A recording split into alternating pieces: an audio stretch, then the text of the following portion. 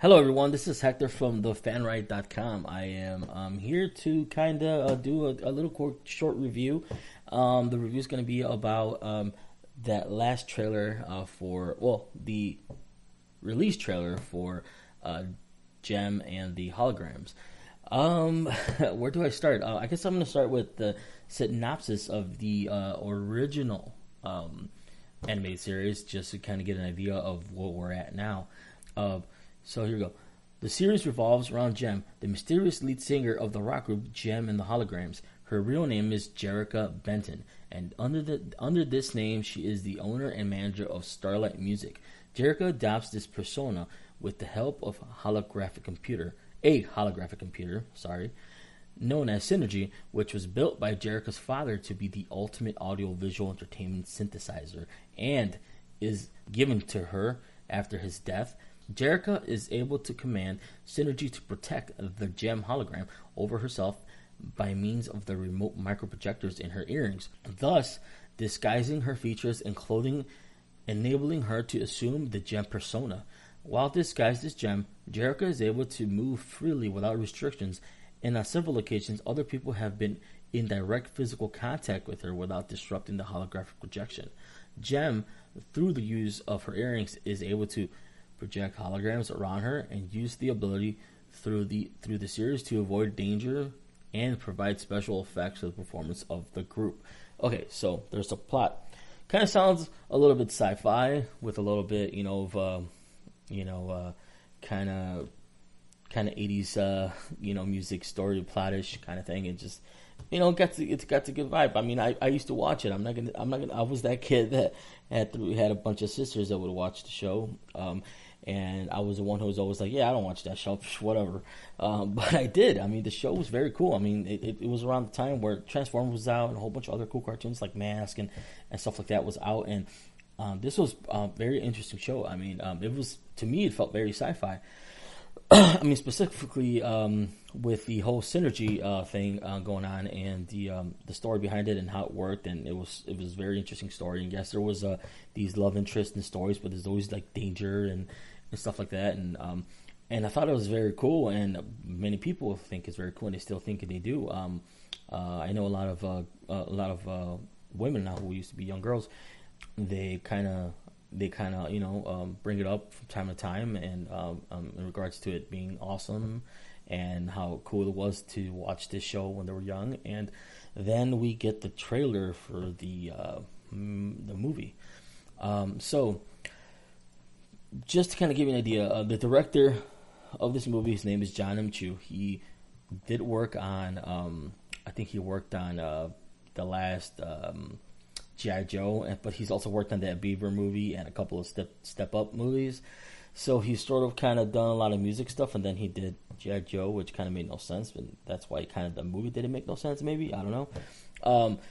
And now he's given this property Jem, which people beloved, and by looking at the trailer, it looks kind of awful. I mean, the movie's not out yet, so I can't say the movie is awful, but from what I see, it looks kind of bad. I mean, the only thing I like about the movie is the poster, maybe, because it has this cool effect like the cartoon did. But that's probably as far as I can say is something I like in regards to it, because the trailer I don't really like at all.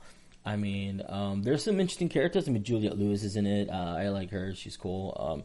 And then there's a whole bunch of other people you don't know. Some people might know. Some teenagers might know them because they're from like Disney and stuff like that.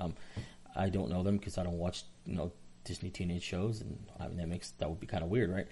But here's the only problem I really have. Okay, so Jem was a property in the 80s that, first of all, she wasn't a teenager; she was already a grown woman. Second of all, it had a very stylized kind of feel to it. It was sci-fi, but also very 80s. Much like The Lost Boys was very 80s, but it was also a really awesome movie. So it doesn't matter if it's 80s, 70s. If you got a good plot, you got a good movie, right? So that necessarily didn't have to transfer into the movie that we see now in the trailer.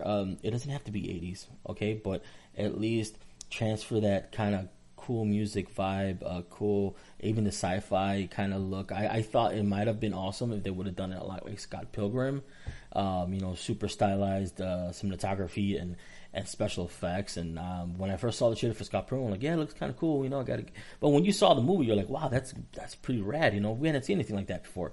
A lot like when we saw 300 or we saw Sin City. All those movies are very stylized, but they're very their own. So they could have gone that way with this, and it just seems like they went more the teenage angst kind of way, which is, there's nothing wrong with that kind of, teenage movies are not a bad thing, right? They build revenue. They're movies for a certain genre and certain people, then they enjoy the movie. That's totally fine. I like superhero movies. I like dark comedies, and some people don't, and that's okay, right? That's not the issue I have with it. The issue is that I kind of have the same issue with it like I did with Teen Wolf when they brought it up with MTV.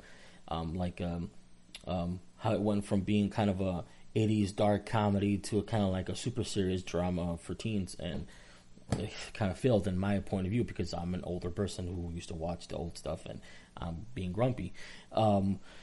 But I don't think I'm the only one who feels this way about the trailer of Jen and the Holograms. It looks very, very Disney, very ABC Family-ish. It looks like they pulled it off ABC Family.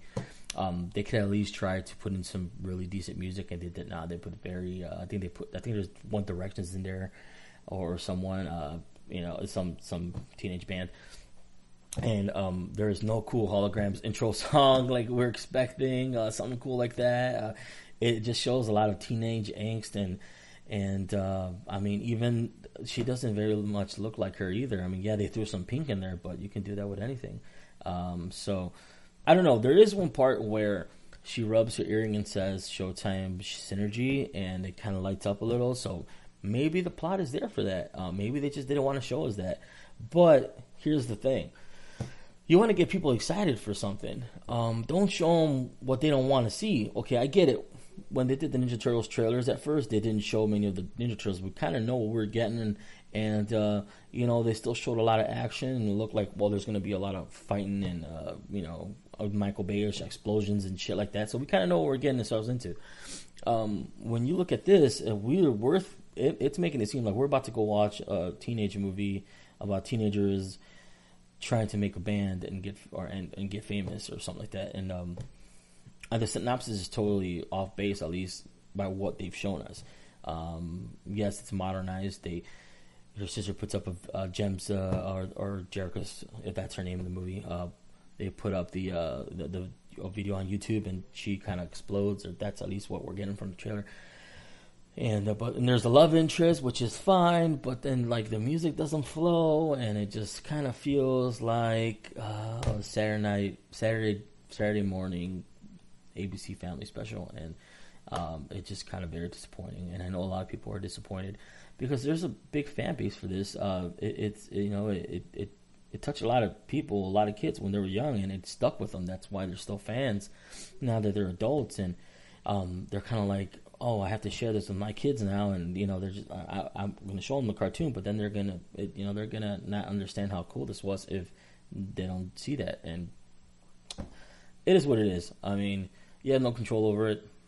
Studios and directors do what they want, so it kind of sucks.